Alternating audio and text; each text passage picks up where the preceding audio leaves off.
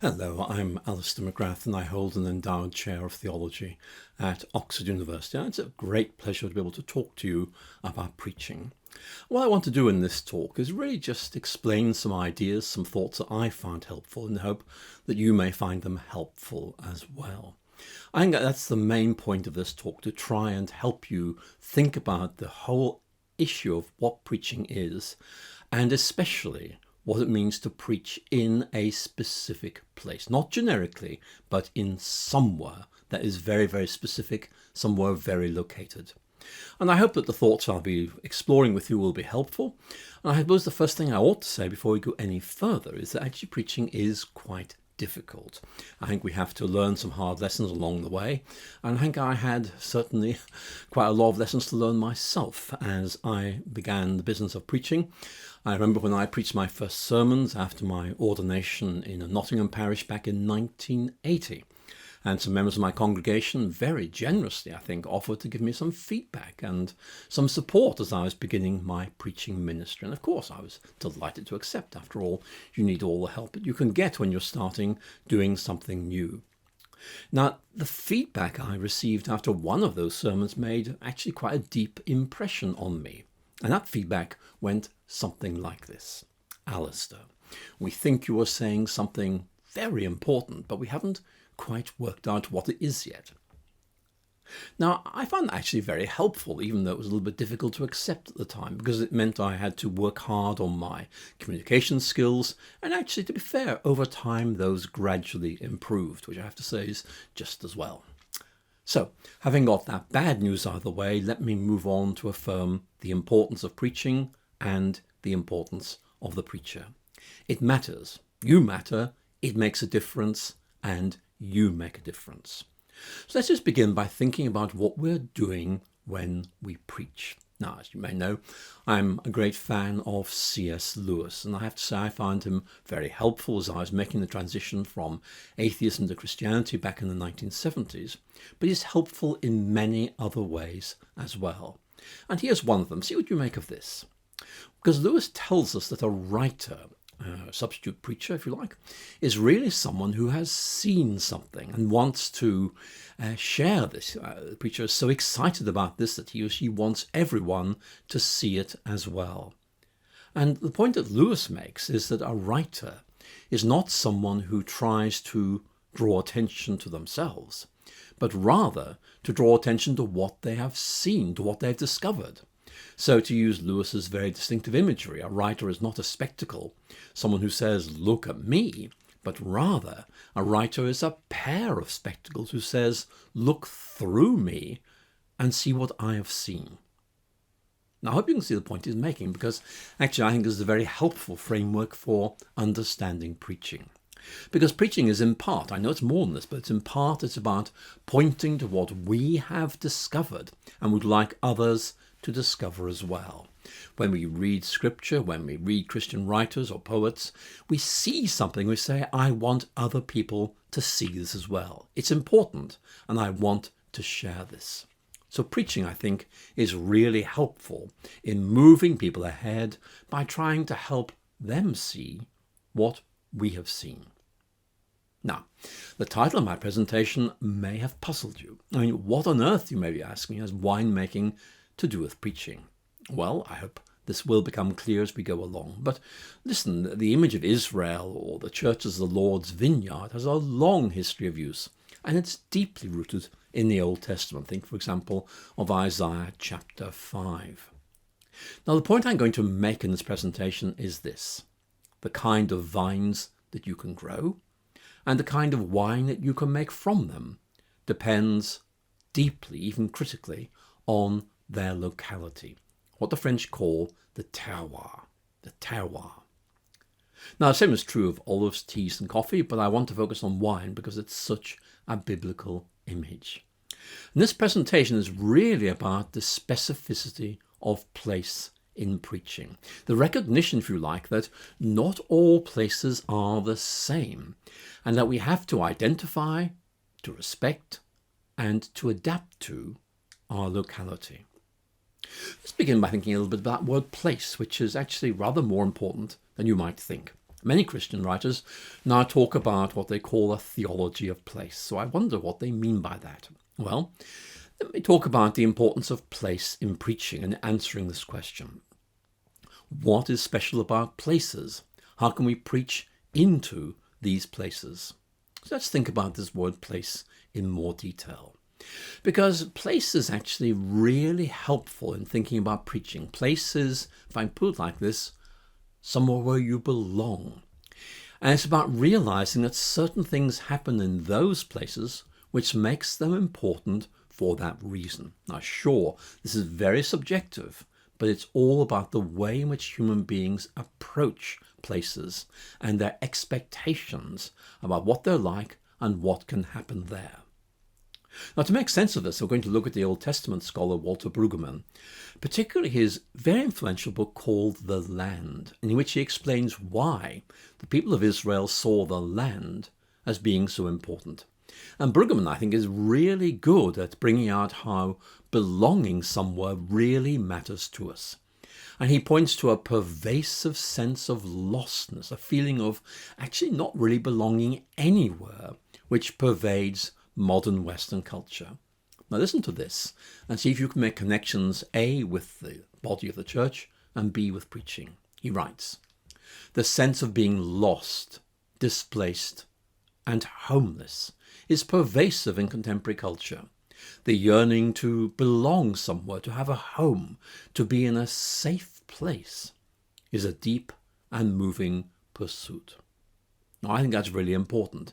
He's bringing out that people feel the need to belong. Now, that's an integral aspect of the ministry of many clergy. I mean, many of us realize that some of our parishioners start their walk of faith by belonging and then gradually end up believing. And you know, we as preachers can play a really important role in bringing about that transition. Yet Brueggemann has more to say about the meaning that individuals attach to places. So listen to this. This is what he says.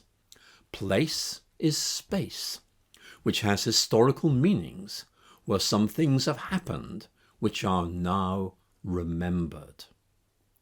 Now, Brueggemann's point is that places in Israel were associated with memories of divine action and disclosure.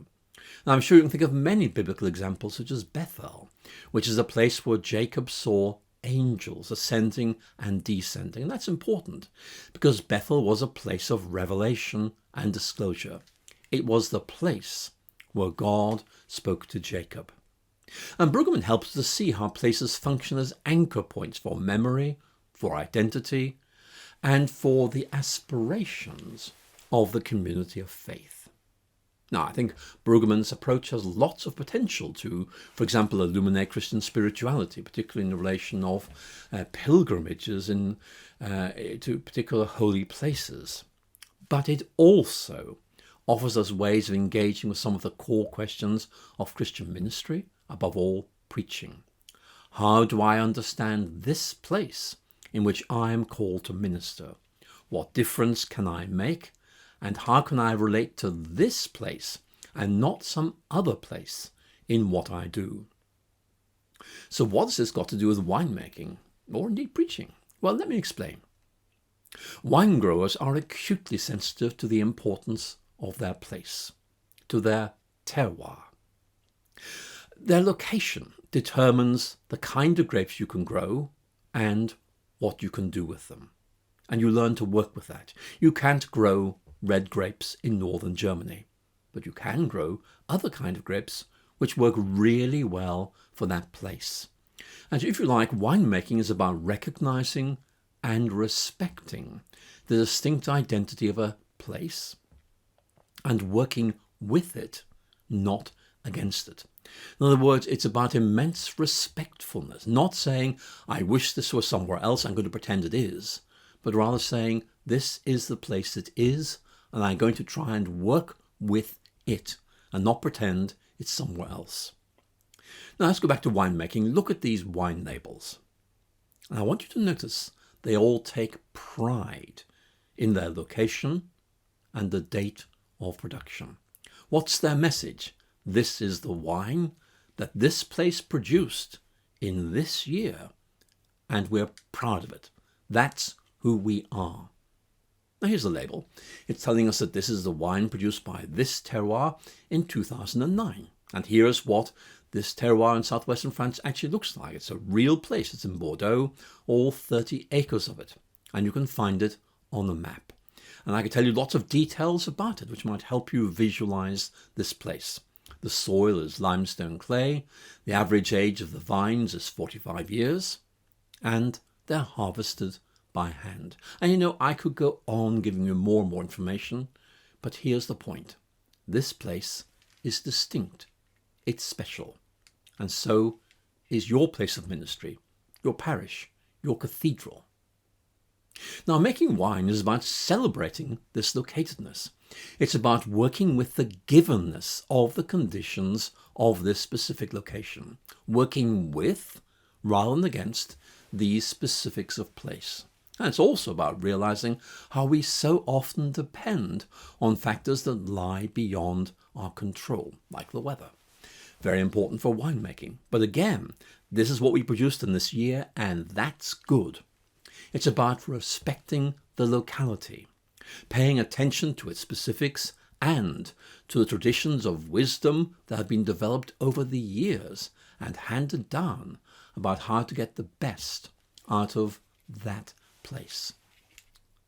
Now, I'm sure you know many large-scale wine producers in Australia and California blend wines. They're made from grapes harvested across a broad geographical area in order to achieve uniformity of taste on a year-by-year basis. Now, here's a red, blended Californian wine. Look at the label. Is there a date? No. Is there a terroir? Well, no, it's California. It's a big place, you know. And it's really about the abolition of place. We don't want to be affected by place or date. We are going to blend something that is consistently uniform, a bit like McDonald's. Now, do you see the point I'm trying to make? A parish is a locality, a specific place, which we need to love and respect if we are to work with it and in it. Now, I'm telling you that the place in which you preach, the vineyard that's been entrusted to you, is distinct and special. And you have the privilege, and it is a privilege, of ministering in this specific location, learning its language, identifying its possibilities, respecting its history and limits, and yet knowing that you can make a difference in this place. Now, not everyone will like what I've just said, because there are those in the church who will tell us that things would be a lot easier if parishes were like branches of McDonald's, all offering the same food and service. But it's not like that. It's not like that because clergy are different and places are different. So let's just do a little mental experiment, which might be quite amusing. I want you to imagine some bureaucrats looking at a traditional Italian vineyard in Abusco in northern Italy, which has been lovingly tended so it produces its own distinct wine. And they would despair, these bureaucrats, about the inefficient layout of the vineyard and the archaic ways of tending and harvesting the grapes. Hey, look, they harvest them by hand. What an inefficient way. Here's what they might suggest. Look at California. They know how to grow mega quantities of grapes there, and they have much more efficient ways of harvesting. So that's what we need. Let's get rid of all these limiting factors, root up all these old and inefficient vines, and replace them with Californian imports.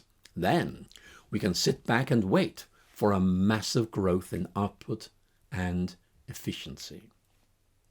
But you see, it's not like that. Let me mention two very obvious problems. First of all, this simply fails to respect locality. It assumes that what works in one place will work in all places. And secondly, it fails to realize the risk in uprooting an established structure and ecosystem and replacing it with something new that is untried in that location. And by the time you've realized it isn't working quite the way you'd hoped for, you can't go back to the way things were, because you've rooted out the older way and it just can't be retrieved. But this conference is about preaching, so let me focus on the importance of place in preaching. So I'm going to work with you the analogy of the terroir and see how it helps us think about ministry in general and preaching in particular. Let me begin by telling you two stories, and I want to see if you can connect up with either or both of these stories.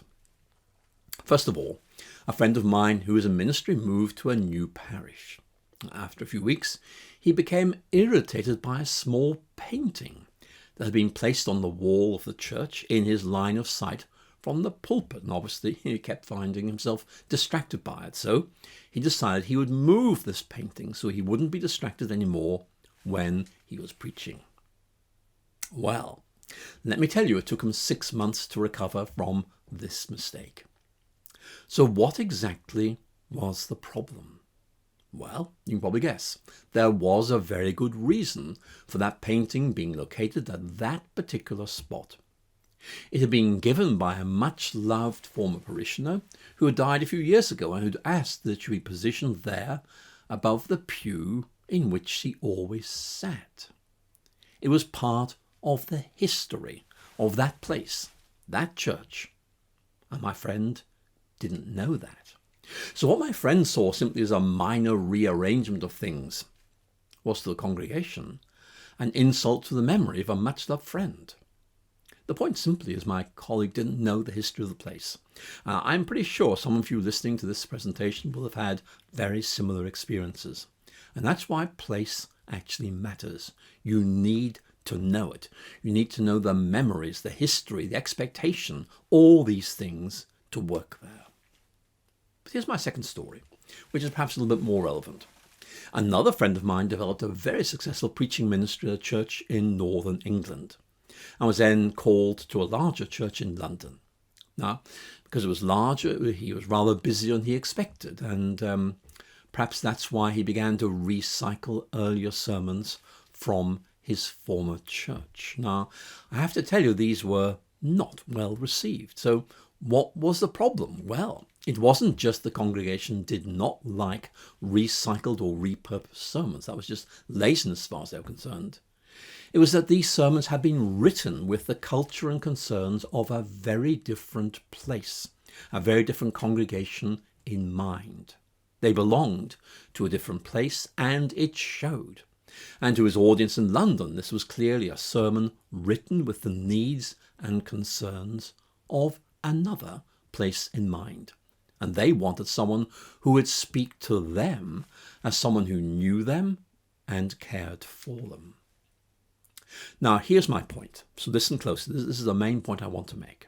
You need to see yourself as someone who interprets and who applies the Christian faith to this place, not to some other place, but to the place you know and inhabit.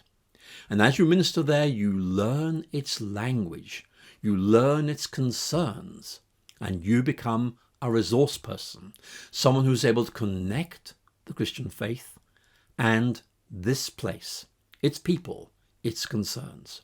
If you want to get all theological, well, you could draw on Gadamer's idea of the two horizons and see yourself as trying to connect these two horizons, that of the rich Christian tradition and that of your congregation. Now, I want to emphasize this is a privilege and not a burden. It gives you a very special and a very important place. You are the person who is able to connect up the riches of the Bible, the Christian tradition, with these people in this place. You know the Bible, the tradition. You know these people in this place. You are the point of connection between them. You're doing something that maybe nobody else could do. You are the agent of interpretation and application in that place. You are the one who can craft ways of lodging gospel realities in this specific place to these specific people. And that means you matter. You're doing something really important. What you are doing really matters and could not be done as well by anybody else.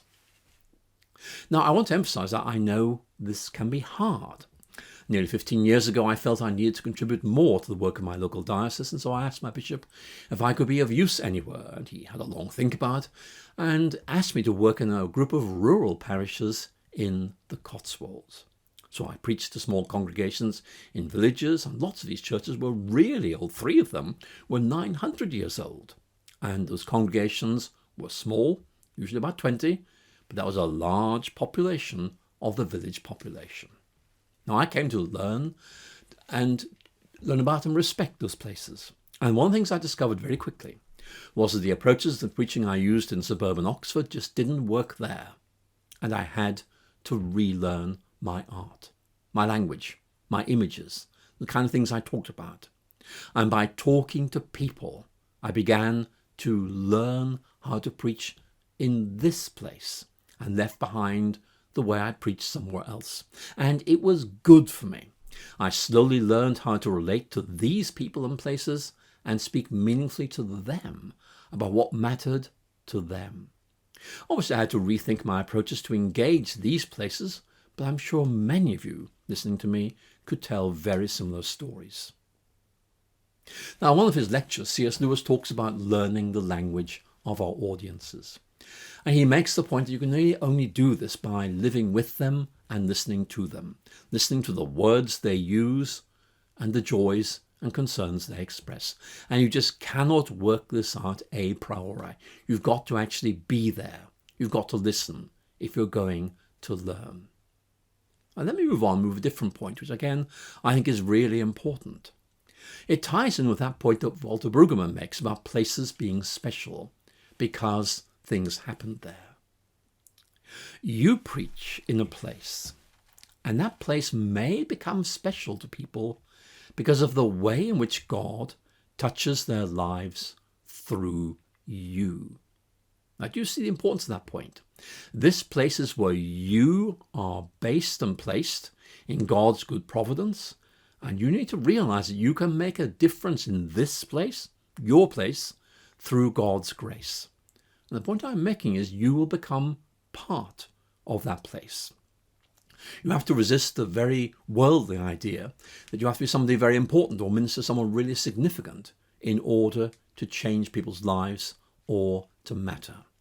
And a lot of you listening to me today will be called to preach at a specific place. And your preaching will become part of that place as people are drawn because they feel you are to be trusted, that you can be understood, that you understand them, that you can connect the riches of Scripture and the long history of Christian reflection with the personal, professional worlds of those who come to hear you. Now, do you see the point I'm trying to make? You become part of that place. It's shaped through your ministry as well as other things. Let me illustrate this. Here's a photograph of a place in London. Now, some of you may recognize it, and if you don't, then don't worry about it. It's the Metropolitan Tabernacle near the Elephant and Castle. Here's what it looked like in its Victorian heyday, and as you can probably see, was designed for preaching, a preaching shop. And in this case, the preacher was Charles Haddon Spurgeon, and he was the reason this place was special to so many people. Now, I've read some of his sermons, and I can see actually why so many people came to hear him, because those sermons really connected with people, offering them reassurance and hope, often in very dark times and places. And Spurgeon knew what his audience was worried about and knew how he connected with them. And the evidence is he did that rather well. By the way, actually, I was told a story about Spurgeon by a Baptist colleague a few years ago. Now, I have to tell you, I can't vouch for its authenticity, but it's a good story. Now, the background is that Spurgeon's sermons, as I'm sure you know, were printed and widely distributed through his lifetime and were very often used by grateful preachers who, I have to say, did not always attribute their source. Now, one of Spurgeon's most moving and powerful sermons dealt with the theme of forgiveness, and this sermon enjoyed a particularly wide circulation. So here's the story.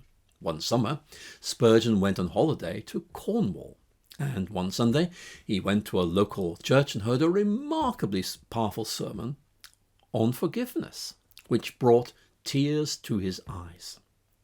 As he left the church, he greeted the preacher and introduced himself, and the preacher was excruciatingly embarrassed. "Mr. Spurgeon, I just preached one of your sermons." And Spurgeon replied, "I know, but I needed someone to say those things to me." Interesting. Anyway, back to the main point I'm trying to make. This metropolitan tabernacle was certainly a place in its own right, but Spurgeon was a very important part of that place. People came to that place because of him. Now you see where I'm taking this. Here's the point. You, yes, you, will become part of your place, whether it's a cathedral or a London City Church or an Oxbridge College Chapel or just an ordinary local parish church. You become part of that place. You become part of your people's spiritual journey and walk of faith. So here's the question you might like to ask yourself. What is there special that I can bring to this place? It's a good question. Answer it. Now, I hope you'll find the image of the vineyard helpful in thinking through how you can minister and preach in your place. I find it really helpful myself, I have to say, in relation to preaching and also lecturing. Again, you cannot give the same lecture in multiple places. You have to adapt to the place, to the people, to the issues. But there might be a difficulty here. As I've been speaking, I'm sure that some of you have seen a problem with what I've been saying. And I suspect some of you are thinking something like this. Well, what you say is all very well, but is a little static. You seem to be saying that we find ourselves located in some place and just have to get used to it. Even if you've helped us to appreciate some of its possibilities, you really seem to be suggesting that our role as preachers is rather passive. It's shaped by a reality that we can't change. We just minister in that place, and the place doesn't change. Well, I think that's a very fair criticism of what I've said so far. But you see, I'm not finished yet, and I have another point to make. And I hope this point will engage this concern. And this is the point, really. Places change. Again, places change. They're not static. Let's go back to that controlling image I've been using throughout this presentation. A vineyard, a terroir, can change over time due to climate change, people movements, and the development of more hardy variants of vines.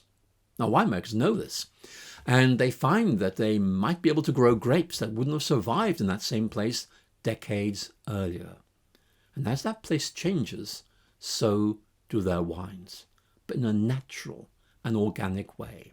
The older ways are retained, but they can be supplemented by altering, for example, the mix of grapes, so that a more complex wine results. And that's why winemaking is an art, not just a science. Yes, you need to know the science of fermentation, how that process works. But you see, the art lies in crafting wines with a new bouquet of finish that builds on the strength of what's already there, but moves it up to the next level. Now, your place will change as well. It will change through demographic shifts, through population movements, through new building projects to cope with the growing population of our nature. New people will arrive with new gifts and a desire to use them.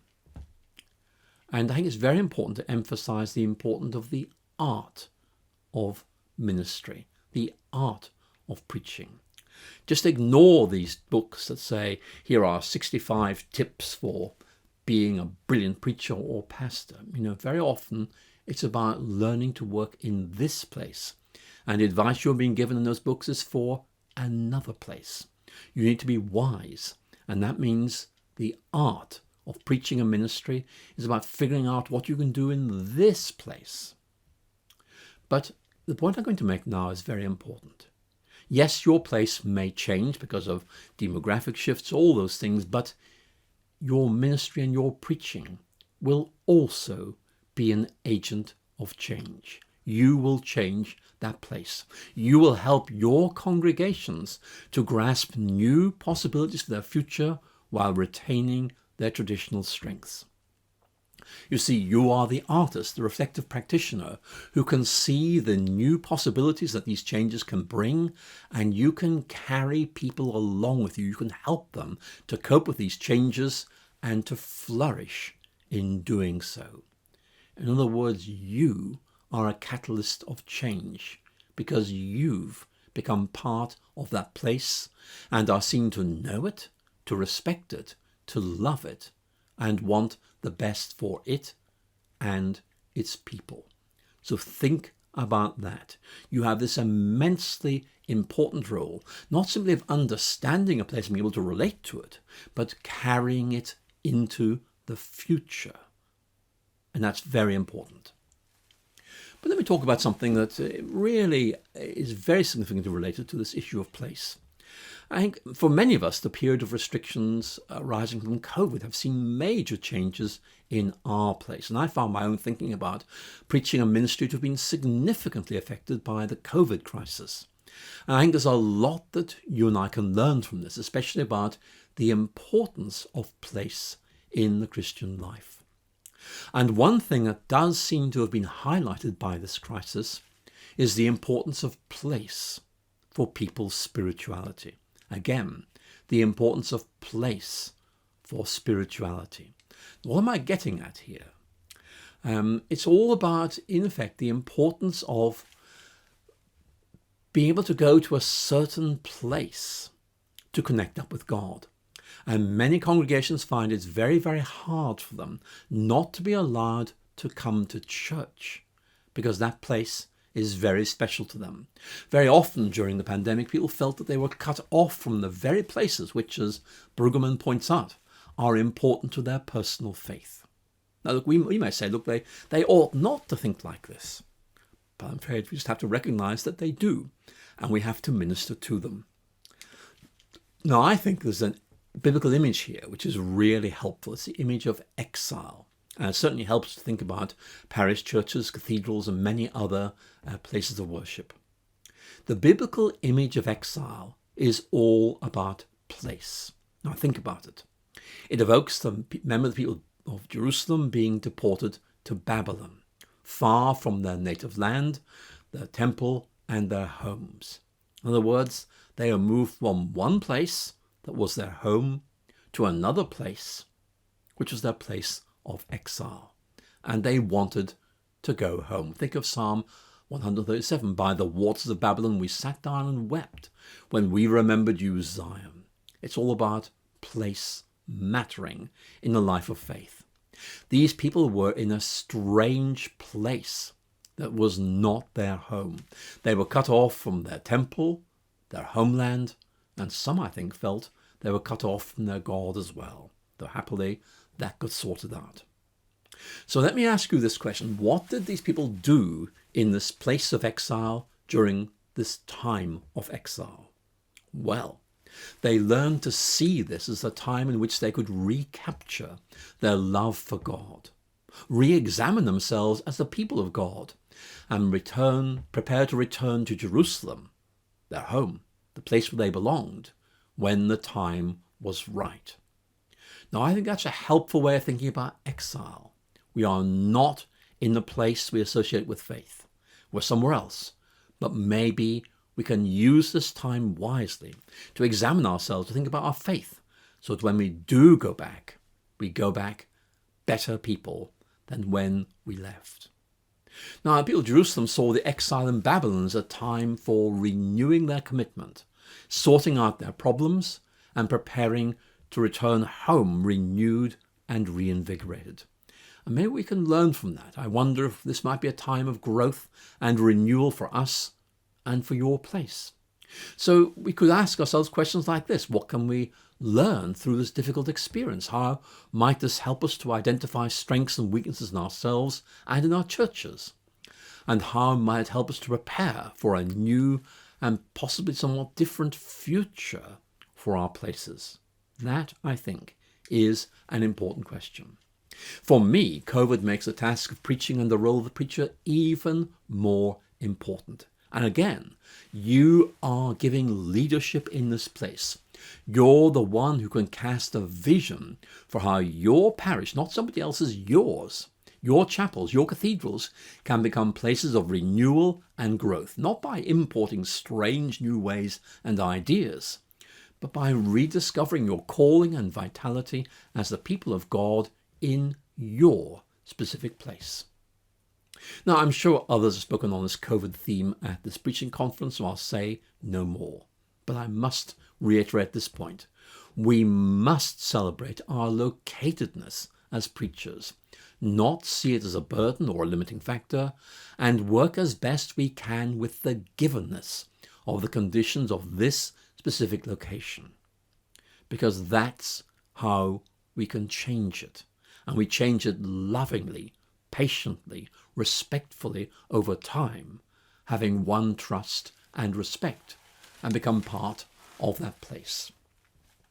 Let me quote you now from a very famous study of the importance of terroir in winemaking by James Wilson. And as I read these words, I think you will see an immediate connection with parish ministry and preaching. Here's what Wilson says. Beyond the measurable ecosystem, there is an additional dimension, the spiritual aspect that recognizes the joys, the heartbreaks, the pride, the sweat, and the frustrations of its history. That's a good quote. Now listen, I'm really sorry about this, but I have to end very soon because I am running out of time and I don't want to overstay my welcome. I've thrown lots of ideas at you, and I hope that some of them may be helpful in reflecting on your calling and the tasks of preacher. I've thrown lots of ideas that I find helpful in your direction. If you don't like them, don't worry about that. But hopefully there'll be something there that you can take and use and develop in your own distinct way, and above all, in your own distinct place. So what I've done really is to offer you an imaginative framework, a way of seeing your role as a preacher, which I hope will help you reflect on your own ministry. Let me conclude then by reaffirming the importance of your calling and rejoice with you that God is able to take what we so often feel are our very modest talents and do great things through us. We are not on our own here, left to struggle in our own strength and wisdom, but we're able to draw on the wisdom and power of the living and loving God. I think it's helpful here just to remember what the Apostle Paul heard God saying to him as he experienced that thorn in the flesh, whatever that was, which he felt might severely impair his ministry. Here's what he heard. These words, I think, speak to you as well. My grace is sufficient for you, for my strength is made perfect in weakness. You see, God knows us through and through as we really are and wants to work with us. That's the sheer wonder of divine grace, that God can take and use each of us to make a difference and to make our churches places in which God can touch and transform hearts and minds through us. So thank you so much for the privilege of being able to speak to you even from a distance, and may God bless you richly in all that you do in your vineyard. May it be a very special place. And goodbye from Oxford.